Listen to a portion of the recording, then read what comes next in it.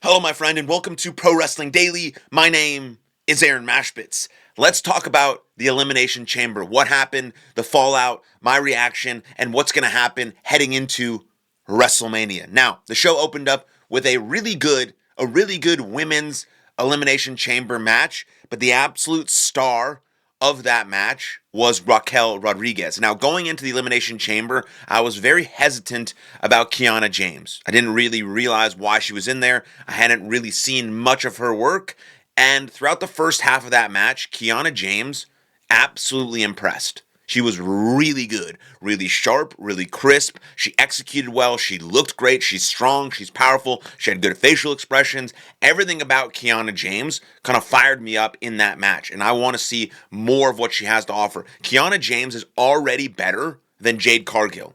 And Jade Cargill is the WWE Women's Champion, which as of right now, Jade Cargill being WWE Women's Champion is the worst champion that WWE has had over the last 10 years, and I cannot wait for her to be destroyed and beaten at WrestleMania. And if WWE decides that Jade Cargill should retain at WrestleMania, they're more stupid than I thought. But Kiana James absolutely crushed it. The MVP of that match was Raquel Rodriguez, who I think at some point WWE really needs to pull the trigger on and should become a world champion. It could have been cool. Raquel Rodriguez versus Jade Cargill would have been sort of a power versus power match at WrestleMania. Then you have Raquel win, you have Liv win, and now both members of the Judgment Day are the women's champions. That would have been a cool story, but they're not with it just yet. But she is being featured, heavily featured Raquel Rodriguez, and she keeps getting better. I just really appreciate that about professional wrestlers, because when I knew Raquel back on the indie scene, she was very green and raw. When she got to WWE, she was still green. She's still kind of figuring out her mechanics and her movements and the execution and the timing and all these types of things, but she has gotten considerably better. Kiana James, also very impressive. Asuka, Alexa Bliss didn't really do much.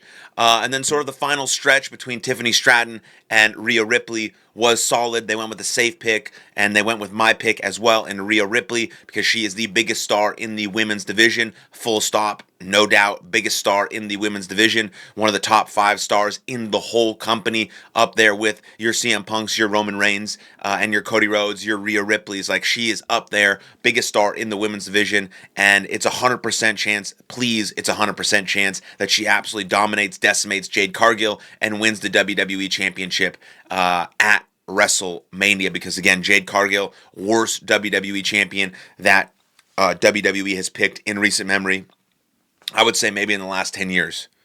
I mean, maybe besides like Jinder Mahal or something like that. But so the Elimination Chamber match was good. Some people are saying it wasn't as good as last year's women's Elimination Chamber match. I don't really remember last year's match. I really enjoyed it. I thought it kicked off the show great. I was entertained. I was intrigued. I was impressed.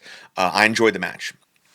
And I even got more fired up because my pick, Rhea Ripley, won, and she's going to beat Jade Cargill. The second match of the evening, Becky Lynch versus AJ Lee. Becky Lynch versus AJ Lee was absolutely atrocious. It was a horrible match. I know AJ Lee hasn't wrestled a singles match in 10 plus years, so I'll give her some slack there. But overall, the match was sloppy, poorly executed, too many spots, too many things that were just bad timing. All the moves didn't look impactful. They looked slow and it's kind of meaningless. And so I just did not like the match at all. I really do like Becky Lynch, but she's had kind of a string of pretty bad matches recently. Yes, they've been against bad opponents, Nikki Bella, AJ Lee, things of that nature, Maxine Dupree. But she doesn't look like as vicious as she used to be. What makes a great professional wrestling match and a great professional wrestler is their ability to execute moves that look as real as possible but aren't actually hurting anyone. And the women sometimes have an issue with that because they can't really turn up the intensity. That's why someone like Io Sky and Rhea Ripley are so heavily touted, because they do bring that intensity, fire, and execution. And I just did not see that one bit with AJ Lee or with Becky Lynch, and I thought the whole match was fucking garbage. But the right person won because they changed it to an Intercontinental Championship match. So AJ Lee wins the Intercontinental Championship, hometown crowd, all that kind of shit, whatever. And then at WrestleMania, they'll run that match back. Becky Lynch will win her title back, keep making that title as prestigious as she has, and AJ Lee will kind of ride off into the sunset. I like AJ Lee. I think what she's done with the mental health is really, really important, and it's really, really important to me. But she's also married to someone that I think is an absolute con artist and a fraud.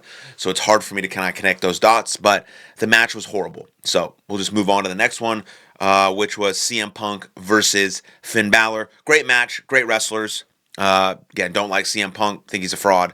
But he does put on good main event matches, and he does have an ability to draw the best out of people, whether on the mic or in the ring. Not really sure where you go now with Finn Balor, right? He loses to CM Punk twice for a World Heavyweight Championship, so obviously he goes to the back of the line in terms of World Heavyweight Championships. But I think on Monday Night Raw, him and Dom are going to have a little bit of a kerfuffle, you could say, and that hopefully will lead to a match at WrestleMania between Dom and Finn, where Finn then wins the Intercontinental Championship and makes that title as prestigious as Becky Lynch has made the Women's Intercontinental Championship. And then you have the match is still on between CM Punk and Roman Reigns, one of the biggest WrestleMania main events we have ever seen.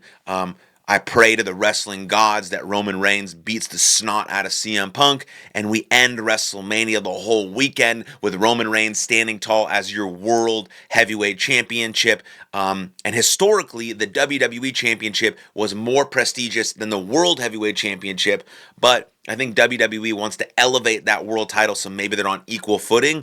But when Roman Reigns holds it, that will be the championship. I still think right now Drew McIntyre holds the championship simply because I dislike CM Punk that much. But even though their argument can be made that he is the wrestler of the year 2 months in, now 3 months in to 2026, it can be made because of his matches and his promos and all that stuff. The argument can be made, even though it makes me upset. But when Roman Reigns takes that title from him and wins the World Heavyweight Championship, that will be the title, bar none, doesn't matter. Potentially, though, if Randy Orton has the WWE Undisputed Championship, that's pretty solid there because Randy Orton is one of the greatest of all time. He's in my Mount Rushmore, so we'll see there. So that's going to happen at WrestleMania. And then we move on to the Men's Elimination Chamber match, which was pretty good. I thought it was a slow start. Nothing like out of the ordinary happened. Nothing crazy, nothing to write home about. The last 4 minutes of the match really were the main pieces of the match. I think at this point, LA Knight, it's very clear that LA Knight will never, ever, ever win the big one. Yeah. I think it's clear right now that LA Knight will never win the big one. He's not going to win the Royal Rumble. He's not going to win Elimination Chamber. He's not going to go to WrestleMania. He's not going to wrestle for a title.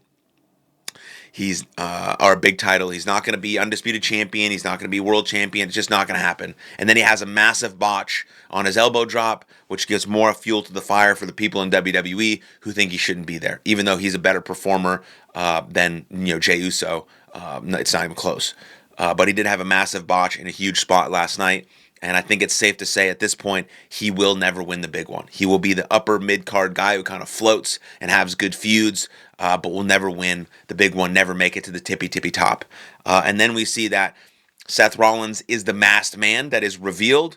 They had a few fakes, Seth Rollins revealed. So are we going to see a Seth Rollins and Logan Paul match at WrestleMania? Is there any interest in that? I have interest in that. Is that a big enough spot for Seth Rollins, though? Because Braun Breaker's out, Bronson Reed is out, Austin Theory is not going to get that spot against Seth Rollins. It's certainly going to be a Logan Paul. Or you could potentially have a tag team match. You could have LA Knight with Seth Rollins versus Austin Theory and Logan Paul at WrestleMania in some sort of stipulation, maybe potential street fight, because both guys, LA Knight and Seth Rollins, have a lot of beef with the Vision, and that gives 4 guys a high-profile match at WrestleMania, so you might do that. But it was a cool sort of a unveiling, based on Austin Theory being the masked man, and then a couple of fakes and all this and that, boom, boom, boom. And then in 2023, Logan Paul screwed over Seth Rollins at Elimination Chamber. 3 years later, 2026, Seth Rollins screws over Logan Paul, and now maybe they meet head-to-head at WrestleMania. And then Drew McIntyre gets involved. Then Cody Rhodes and Randy Orton kind of beat up Drew McIntyre, and then boom, Randy Orton strikes in a split second, bang, wins the Elimination Chamber. Now Randy is going to WrestleMania, which is fucking awesome. And then in the post-show, immediately following in the post-show, WWE unveils their actual plans on Friday Night SmackDown. You're going to have Drew McIntyre versus Cody Rhodes for the WWE Undisputed Championship on SmackDown. Either one of two things will happen. Either Cody Rhodes will win straight up, and you'll see Cody Rhodes versus Randy Orton for the WWE Undisputed Championship in the main event of night one. And then you'll see Drew McIntyre wrestle Jacob Fatu in a stipulation match. One's for the title, one's the stipulation match. I made that prediction about a couple weeks ago, if you watch this show, on my sort of perfect WrestleMania card. But the other option, during the match, Jacob Fatu gets involved. There's a whole, mishigas of shit that happens. And then Nick Aldis basically just at some point makes that match a fatal four-way. Drew McIntyre, Jacob Fatu, Randy Orton, Cody Rhodes, WrestleMania, main event, night one, main event. So those are the two options. Either Cody Rhodes straight up wins, and he goes one-on-one with Randy Orton, or Jacob Fatu gets involved. Everyone gets involved. It either becomes a fatal four-way or a five-way match at WrestleMania. And I don't know which one I prefer. I don't really want Cody Rhodes to be champion again, but if that's the pathway for Randy Orton to be champion, I'm kind of into it. And I do really like a match between Jacob Fatu and Drew McIntyre. So yeah, I'm kind of either direction. All I care about really is that Randy Orton walks out WrestleMania as WWE. Excuse me. Wow.